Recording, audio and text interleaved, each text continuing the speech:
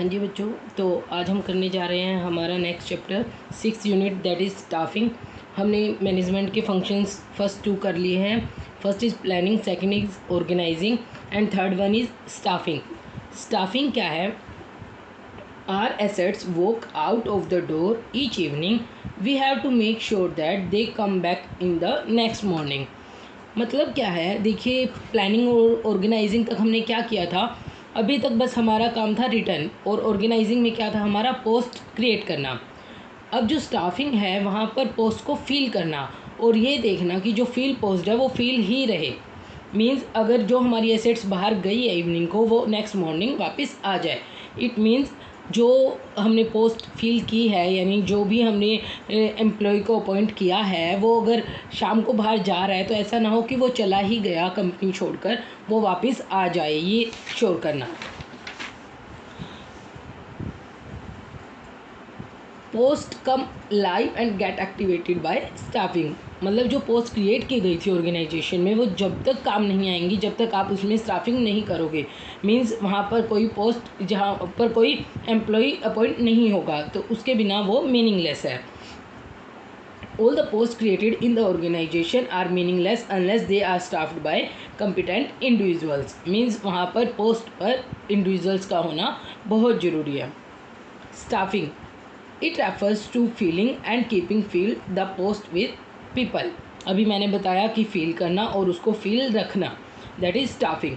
इसके अंदर मेन कुछ हैं, कुछ फंक्शंस हैं, वो क्या क्या आएंगे? Recruitment, selection, training, promotion and transfer etcetera. अभी आगे आएगा, आप देखेंगे क्या क्या एक्टिविटीज़ हैं इसके अंदर। सबसे पहले हम मेन बेसिक्स देख लेते हैं। Features of staffing. फीचर्स क्या है? Related to human beings. अभी तक जो भी फंक्शन किए वो ह्यूमन बींग से रिलेटेड नहीं थे, सारा रिटर्न वर्क था और पोस्ट क्रिएट करनी थी, बट स्टाफिंग में ह्यूमन बींग से रिलेटेड है। Next, separate managerial function. Of course पहले 2 फंक्शन थे, अब ये तीसरा फंक्शन है, managerial function. Essential at all managerial level. अब ऐसा तो नहीं है कि आपको किसी एक ही लेवल पर इंडिविजुअल की ज़रूरत है, वो तो हर लेवल पर ज़रूरत है, इसलिए ये सब जगह ज़रूरी है। Related to social responsibility. Social responsibility है किसी को जॉब प्रोवाइड करना, that is our social responsibility. Effect of internal and external environment. Staffing के ऊपर इंटरनल और एक्सटर्नल इन्वायरमेंट का इफेक्ट पड़ता है। कैसे? जैसे इंटरनल इन्वायरमेंट है, कंपनी की पॉलिसी है कि अगर प्रमोशन होगा तो मतलब जो अच्छी पोस्ट है वो क्रिएट होगी तो वो प्रमोशन के थ्रू ही होगी। हम नए पर्सनस को नहीं लेकर आएंगे, जो हमारे ओल्ड पहले ही काम कर रहे हैं उनको ही प्रमोट किया जाएगा। इस तरीके से ये इफेक्ट होती है। इसी तरह एक्सटर्नल इन्वायरमेंट में होता है, गवर्नमेंट ने कोई पॉलिसी निकाल दी, वैसे इन्वायरमेंटल चेंज हो गया, एजुकेशनल इन्वायरमेंट चेंज हो गया, तो उसके कारण चेंज हो जाता है। नेक्स्ट है इम्पोर्टेंस ऑफ स्टाफिंग। अब इसकी इम्पोर्टेंस क्या है? Helpful in discovering and obtaining competent personal. Staffing से क्या होता है? रिक्रूटमेंट की जाती है, मींस एप्लीकेशंस मंगवाई जाती हैं, उसमें देखा जाता है कि कौन ज़्यादा एलिजिबल है, उसकी एलिजिबिलिटी क्राइटेरिया देखा जाता है, तभी पोस्ट क्रिएट की जाती है, तभी पोस्ट फिल की जाती है। तो इसके अंदर हम डिस्कवर करते हैं और वो हमें कॉम्पिटेंट पर्सनल मिल जाता है। यहाँ पर एक बात देखिए बच्चे, ह्यूमन एसेट। बैलेंस शीट में आपने देखा होगा, क्या कहीं भी ह्यूमन नाम से कोई एसेट होती है? नहीं होती। बट एक ह्यूमन एसेट है, जहाँ मतलब ह्यूमन की भी अपनी एक वैल्यू है। कौन ज़्यादा अच्छा काम करता है, किस पोस्ट पर है, किसके थ्रू कंपनी को ज़्यादा प्रॉफिट हो रहा है। कई जगह पर ह्यूमन को एक प्रॉपर एसेट के रूप में दिखाया भी जाता है। ये आप देख लेना, इसको मैन पावर बोला जाता है कि ये मैन पावर है। Helpful in better performance. Human ही है जो परफॉर्मेंस कम ज़्यादा कर सकता है, मशीन्स तो नहीं करेंगी, तो इसीलिए जो ह्यूमन्स है वो बेटर परफॉर्मेंस मिलती है उनसे। Helpful in continuous survival and growth of the enterprise. जो ह्यूमन एसेट है वो एक सुप्रीम क्वालिटी है, उसके थ्रू कंपनी की सर्वाइवल भी होता है और ग्रोथ भी होता है। Helpful in optimum utilisation of human resources. देखिए, जो स्टाफिंग के थ्रू जो पोस्ट फिल की जाती है वो कैसे की जाती है, ताकि जो मोस्ट एलिजिबल पर्सन है वो उस पोस्ट पर आए, तो इसीलिए जो ह्यूमन रिसोर्स है उसका ऑप्टिमम यूटिलाइजेशन होता है। Helpful in improving job satisfaction and moral of the employees. अब जब किसी को अपनी पसंद की जॉब मिलेगी ऑफकोर्स तो उसको सेटिस्फैक्शन होगी और उसका मोरल भी बढ़ेगा, इसीलिए स्टाफिंग बहुत इम्पोर्टेंट है। इसीलिए इसके कंक्लूजन में क्या बोला जा गया है कि today human resource is the base for the success of an organisation. Means जो ह्यूमन रिसोर्स है वो एक बेस है। ह्यूमन रिसोर्स का मतलब स्टाफिंग एक इम्पोर्टेंट रोल प्ले करती है ऑर्गेनाइजेशन में। एक टर्म है हमारी ह्यूमन रिसोर्स मैनेजमेंट, HRM। इसके अंदर कुछ 4 वर्ड्स आते हैं, man, material, machine and money. मैंने आपको पहले भी बताया दैट इज़ 4 M's। इसके अंदर जो मैन है दैट इज़ एक्टिव। इसको एक्टिव मीन्स बोला जाता है, क्यों? क्योंकि काम करने वाला एक मैन है। बाकी सभी पैसिव मीन्स है, मटेरियल, मशीन, मनी, ये सभी पैसिव मीन्स है और जो मैन है वो एक्टिव मीन्स है। ये आपके कॉम्पिटिटिव एग्जाम्स में काम आएंगे। अब HRM होता क्या है? It refers to that part of management process which develops and manages the human development of the enterprise. जो ह्यूमन रिसोर्स को कि जो एंटरप्राइज में ह्यूमन एलिमेंट है उसको डेवलप करता है और उसको मैनेज करता है। अब ऐसे बहुत सारे पर्सन्स हैं, उनको उनकी जगह पर पोस्ट पर लगाना, उनको उनके डेवलपमेंट करना, उनके काम के अकॉर्डिंग उनको प्रमोट करना, ये सब काम किसके अंदर आता है? ह्यूमन रिसोर्स मैनेजमेंट में आता है। अब देखिए जो ह्यूमन रिसोर्स मैनेजमेंट है वो इवैल्यूएट कैसे हुआ, उसकी इवोल्यूशन क्या है? इवोल्यूशन क्या है? सबसे पहले था लेबर वेलफेयर स्टेज आई।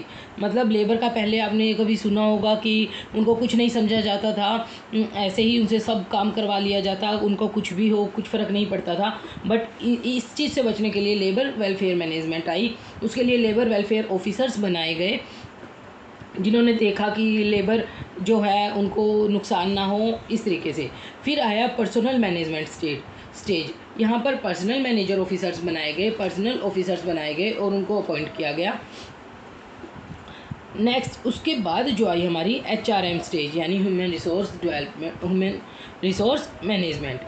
यहाँ पर पर्सनल मैनेजर है उसकी जगह क्या आ गया? ह्यूमन रिसोर्स मैनेजर आ गया, ताकि जो पीपल हैं उनको ऑप्टिमम यूटिलाइजेशन हो सके, उनको अच्छी पोस्ट मिल सके, उनको उनके काम मिल सके, इस तरीके से। जो ह्यूमन रिसोर्स मैनेजमेंट है, staffing as a part of human resource management, ये 1 नंबर के क्वेश्चन के अकॉर्डिंग है बच्चों कि स्टाफिंग ह्यूमन रिसोर्स मैनेजमेंट का पार्ट है या ह्यूमन रिसोर्स मैनेजमेंट स्टाफिंग का पार्ट है। But staffing is a part of HRM। HRM है वो एक वाइडर टर्म है, आप ये याद रखना कि HRM है वो वाइडर टर्म है। HRM के अंदर ये सब कुछ होता है, स्टाफिंग, रिक्रूटमेंट, यानी रिक्रूटमेंट, सिलेक्शन, प्रमोशन, ट्रेनिंग, ये सब HRM के अंडर आता है। रिक्रूटमेंट एक्सेट्रा, ये सभी जो हमारा स्टाफिंग के पार्ट्स हैं वो सारी किसके अंदर आती है? HRM के अंडर आती है। प्रोवाइडिंग एक्सपर्ट सर्विसेज, या एक्सपर्ट सर्विसेज प्रोवाइड करता है, लाइक जॉब की इवैल्यूएशन करना, परफॉर्मेंस बताना कि कैसी है, नेगोशिएट करना। Developing compensation and incentive plans, compensation और इंसेंटिव प्लान्स को डेवलप करता है कि कितनी किसको सैलरी दी जानी है, किसको इंसेंटिव प्लान्स दिए जाने हैं। हैंडलिंग ग्रीवेंसेस एंड कंप्लीट, अगर कोई झगड़ा हो गया है, कुछ लड़ाई है, उनको सॉर्ट आउट करने में भी HRM काम करता है। Providing for social security and welfare of employees, social security और एम्प्लॉयज़ का वेलफेयर देखता है। ये उनको प्रमोशन देने में, उनके कोई प्रॉब्लम्स है उनको सॉल्व करने में ये सारी काम करता है। Defending the company in law suits, मान लो कोई कंपनी पर कोई केस वगैरह हो जाता है उसको देखना, वर्कमैन कंपनसेशन एक्ट करना, एम्प्लॉयज़ स्टेट इंश्योरेंस एक्ट करना, किसी प्रकार के इंश्योरेंस वगैरह है वो सब देखना। कीपिंग पर्सनल रिकॉर्ड्स, जो भी इंडिविजुअल्स हैं कंपनी के अंदर जो काम कर रहे हैं उनका सारा रिकॉर्ड मेंटेन करना कि किस पोस्ट पर थे, कैसे प्रमोशन हुई है, कहाँ से कहाँ ट्रांसफ़र हुआ है, ये सब, उनकी रेमुनरेशन क्या है। डेवलपिंग द ऑर्गेनाइजेशनल स्ट्रक्चर, जो HRM है वो क्या करता है? ऑर्गेनाइजेशनल स्ट्रक्चर को डेवलप करता है अच्छे तरीके से। ठीक है, नेक्स्ट है हमारा staffing as a line as well as staff activity. देखिए 2 टर्म है, एक तो होता है फंक्शंस ऑफ मैनेजमेंट, बट अब जो है वो है that is functional area of management. Function of management अकेला फंक्शन ऑफ मैनेजमेंट नहीं है, it is functional area of management. अब 2 टाइप के मैनेजर होते हैं, एक तो लाइन मैनेजर और एक स्टाफ मैनेजर। जो लाइन मैनेजर है वो फंक्शन ऑफ मैनेजमेंट के हिसाब से बोला जाता है, और जो स्टाफ मैनेजर है वो फंक्शनल एरिया ऑफ मैनेजमेंट के हिसाब से बोला जाता है। जो लाइन मैनेजर है उसको मेन काम करना होता है, वो रिस्पॉन्सिबल होता है, बट जो स्टाफ मैनेजर है वो उसको चेकआउट करना होता है, वो एडवाइस देता है और वो रिस्पॉन्सिबल नहीं होता, वो ओनली सजेशंस देता है। अब जो हमारा मेन स्टाफिंग प्रोसेस कि स्टाफिंग में होता क्या क्या है, बहुत ईजी है, कुछ मुश्किल नहीं है। देखिए, जब हमने पोस्ट क्रिएट कर दी उसके बाद हम क्या देखेंगे, सबसे पहले देखेंगे कि हमारी जो पोस्ट क्रिएट हुई है हमें वहाँ पर कितने आदमियों की ज़रूरत है। Estimating the man power requirements, वहाँ पर हम देखेंगे कि कितने पर्सन्स चाहिए हमें, उसके अकॉर्डिंग एस्टिमेट लगाएंगे। फिर रिक्रूटमेंट, फिर एप्लीकेशन मंगवाई जाएगी कि कौन कौन हमारे पास इतनी पोस्ट हैं, उसके लिए कौन कौन एलिजिबल है और कौन जॉब करना चाहता है, उनसे एप्लीकेशन मंगवाई जाएगी। आप देख लीजिए, जैसे टीचिंग की जॉब होती है कि देखा जाता है कि 1000 पोस्ट है, उसके लिए एप्लीकेशन मंगवाई जाती है, एप्लीकेशन बहुत सारी आ जाती हैं। फिर जब बहुत सारी एप्लीकेशन आ गई यानी रिक्रूटमेंट के लिए, तो अब हमें उसमें क्या करना है, सिलेक्शन करना है।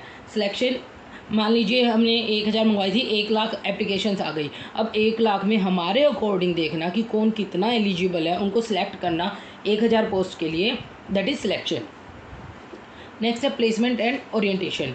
अब उनकी प्लेसमेंट करना और उनको कंपनी से अवगत करवाना, यानी कंपनी के बारे में बताना, उसके जो सुपीरियर है, सबॉर्डिनेट्स हैं, उनके जो कोलीग्स हैं, उनके बारे में बताना, that is placement and orientation. अब जब वो पर्सन कंपनी में आ गया है तो उसको कंपनी के बारे में, कंपनी के काम के बारे में पता होना चाहिए, तो उसकी ट्रेनिंग और डेवलपमेंट करना।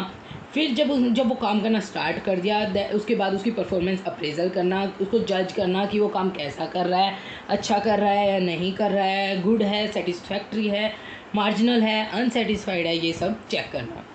उसके बाद जब देख लिया उसकी परफॉर्मेंस अप्रेजल हो गया, तो अब क्या करना है, प्रमोशन एंड कैरियर प्लानिंग, कि उसकी क्या प्रमोशन की जानी है, कितने लेवल पर प्रमोशन की जाएगी। प्रमोशन क्या होता है, एक स्टेप आगे बढ़ना, यानी उसको बेटर और बेटर बनाना, और उसका स्टेटस अच्छा बनाना, उसकी ज़्यादा स्किल्स बढ़ना, that is promotion and career planning. अब ये सब करने के बाद उसको कंपनसेशन प्रोवाइड करना, उसका कंपनसेशन फिक्स करना। जब वो ऑर्गेनाइजेशन के लिए कुछ काम कर रहा है तो वो ऑब्वियसली कुछ ना कुछ तो उसको भी चाहिए ना, तो लाइक सैलरी, वेजेस, जो भी है। अब जो ये कंपनसेशन है 2 तरीके से हो सकता है, कैसे, एक तो डायरेक्ट और एक इनडायरेक्ट। डायरेक्ट कैसे, आप उसको इंसेंटिव दे दीजिए, सैलरी दे दीजिए, वेजेस दे दीजिए, बोनस दे दीजिए, दैट इज़ डायरेक्ट। अब डायरेक्ट को भी 2 पार्ट में डिवाइड किया गया है, time based payment and performance based payment. Time based मतलब वीकली देना है, मंथली देना है, एनुअली देना है ये। और परफॉर्मेंस बेस्ड कि उसने कितना परफॉर्म किया, लाइक उन्होंने 10 यूनिट बनाई है, 20 यूनिट बनाई है, उसके अकॉर्डिंग उनको पे करना। इनडायरेक्ट पेमेंट्स में क्या होता है, कैश पेमेंट नहीं करनी बट इनडायरेक्ट पेमेंट करनी है। कैसे, इंश्योरेंस करवा दो, उनका मेडिकल फैसिलिटी प्रोवाइड करवा दो, वैकेशंस पर भेज दो, दैट इज़ इनडायरेक्ट पेमेंट्स। ये था हमारा थोड़ा बेसिक्स। इसके बाद हम नेक्स्ट करेंगे हमारा रिक्रूटमेंट, जो इसकी डिफरेंट एक्टिविटीज़ हैं